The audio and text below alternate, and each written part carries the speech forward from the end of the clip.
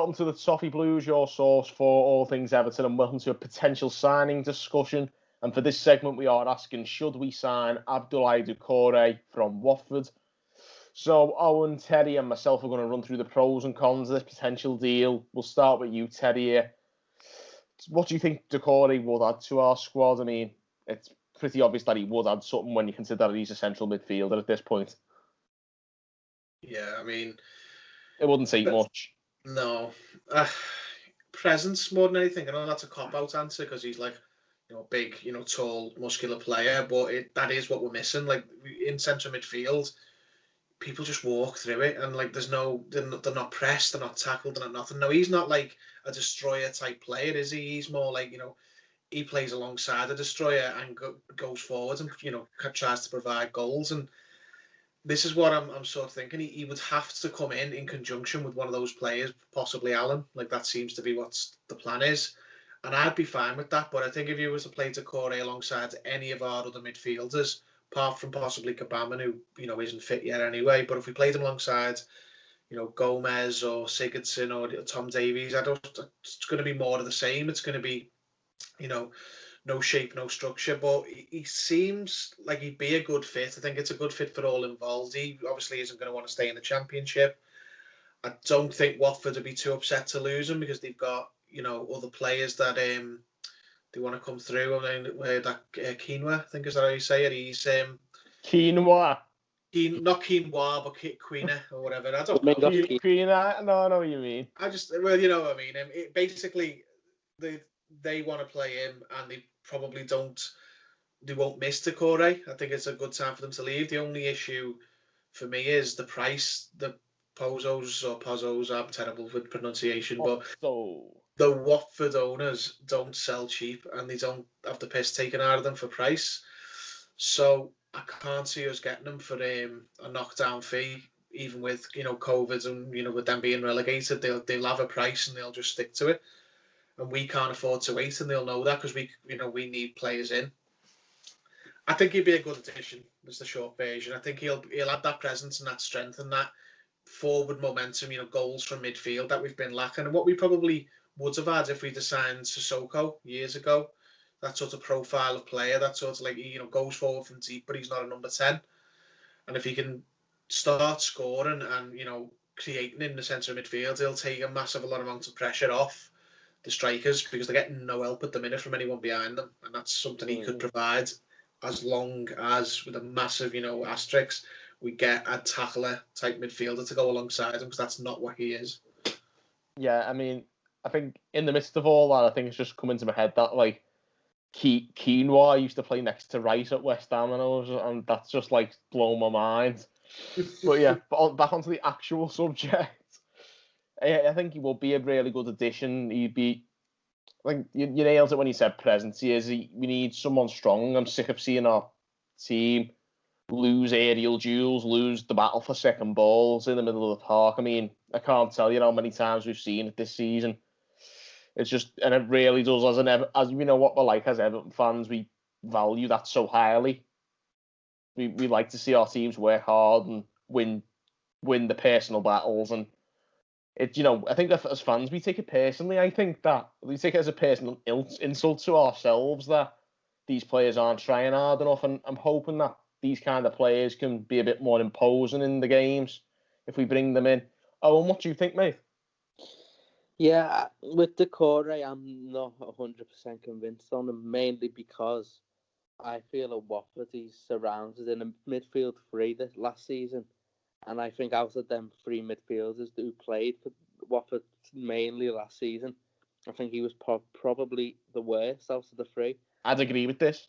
I think Etienne Capoue is a really underrated midfield player. I think he's really good at breaking play up, sitting in front of the back four, and really got a good range of passing on him. Will Hughes goes under the radar as well. For maybe he's not the flashiest player, but he did his job mostly well, especially when Nigel Pearson came in. He gave Will Hughes a central role when Javi Gracia and Flores was playing Will Hughes off the right and cut in and whatnot, but he got moved into the middle and did really well. But Doucouré, Pearson moved him behind the strikers at number 10.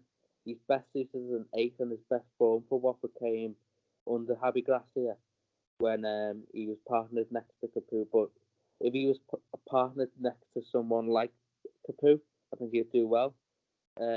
Is it Alan's a bit maybe in that Capu mould, I think? Yeah, I think someone similar to that. I think Doucouré would do well for Everton. I think he's a better player than Gomez, but I think you'd need that destroyer next to him. Oh, and you think Klaus Thompson was a better player than Gomez? I don't think he genuinely is. I think he puts better numbers up in terms of goals and chances created, but like I said, that could just be a product of Watford more than Everton. Yeah, well, again, I'm not always keen on buying from English teams because, I think we've ended up with egg on our face too many times. But obviously, we brought Richarlison in from Watford and he's the exception. So, maybe it's a Watford thing. Hopefully, you can follow in Richarlison's footsteps rather than a Sigurdsson or, these kind of players we buy from lower English sides like a Balassi maybe or a. You can count them. You lose count of them eventually. I think who else have we brought in? Ashley Williams, people like that. We've brought in so many players from lower down the table. Yeah, and they've stunk the place out. I mean, surely we've got to get it. We've got to get it right this time. There's no excuses. We've got a very good manager. We've got a director of football who's had one good summer and one bad summer. I think we can agree on that. Yeah, I think for what the club needs at the times, yeah. Yeah, but obviously Marcel Brands is recruiting for Carlo now, and he needs to get players who suit the system. And I think in Alan's case that's definitely the case. But with Doucouré, like you say, how is he in a 4-4-2? Was Javi Gracia's formation a 4-4-2? I know you said he played his best football under. See, I'm not clued up enough on Watford, but fair play. Yeah, Javi Gracia played a 4-4-2, but the wide plays cut inside, so it was a 4-2-2-2 more. But Doucouré played next to Capu under Javi Gracia, and that's where his best form came. He played as an 8 under Silva. Silva brought him into the team because Mazzari didn't like him. I think he sent him out on loan. But Silva brought him in and started really well. He continued with Gracia playing a 4-4-2 and did really well because he was partnered with Capu. And if not Capu, Chalobah, who was also pretty good. And yeah, he carried on really good form until last season, where his position moved around a bit, and Flores played him as a 6, and then Pearson played him as a 10. So it was really he's been messed around as much as Tom Davies has, he? Yeah, because he's been seen as their best midfield player, and really it's Capu, but because he's been seen as the best, managers have gone in, I think, and wherever the team needed like a bit of protection defensively, he's done that. But offensively, he's done the same. But really, he's an 8. He's not really great defensively. If we were to play him and Gomez, I'd worry. Oh God! Because neither of them have much defensive awareness. But like I said, the Doucouré and I don't know Sangare or an Allen, then I think that would work. Yeah, it's interesting. And then if there's anything I've learned from this segment is that I wish it could be more like you, Owen. I wish I could watch Everton be this awful and not completely lose interest in other football. Because literally after what I've witnessed from Everton this season, I've pretty much stopped watching any other football. Certainly English football. Anyway, I found it absolutely unbearable. So fair play for you to for sticking in there and still watching other teams, because I just couldn't bring myself to do it. I was that depressed about Everton. Not every team. I've also got as Terry I've got a friend who's a Watford fan, so he fills me in on all the Watford news and whatnot. So yeah, I've got a lot of it through him. But when I've watched Watford, I've noticed the same things.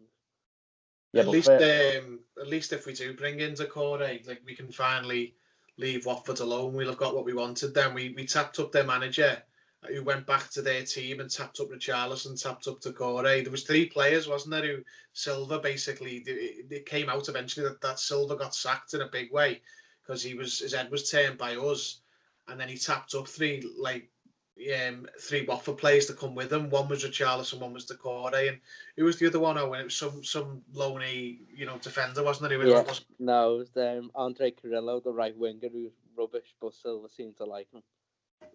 Yeah, Silva had him at Sporting as well, didn't he? Andre Carrillo, yeah. Well, we got the manager, we got 2 of the players. I mean, we'll probably get him again next year then.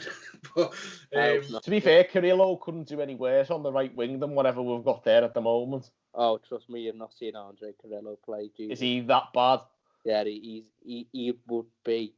He would have been if he would have came Silva's Cuca Martina. I think he is that bad. The Peruvian Mitch Ward. Yeah, I think he's in the current Balassi mold, to be honest. Oh. Well, we'll leave it at that then. Hopefully, yeah, that sounds like a barrel of laughs. Yeah, Watford will have done quite well out of us when it's all said and done, but we can't complain because they didn't want us to, and we did it anyway.